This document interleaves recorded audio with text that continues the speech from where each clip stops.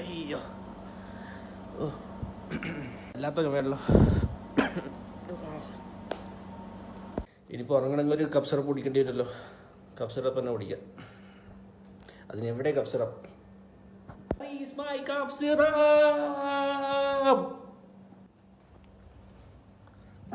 കിട്ടിപ്പോയി.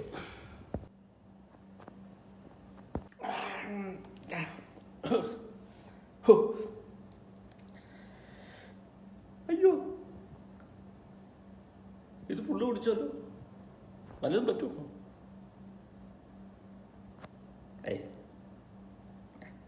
ഒരു വർഷമല്ലേ.